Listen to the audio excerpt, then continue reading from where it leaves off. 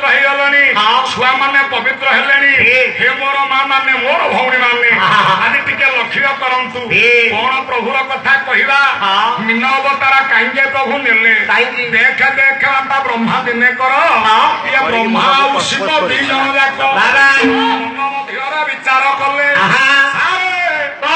ଆଜି ଟିକେ କାହାଣୀ ସୂତ୍ରରେ ଗାଇବି ତମେ ପୁଣି କାହାଣୀ କରିବ ହଉ ଧୀର କରୁ କିଡେ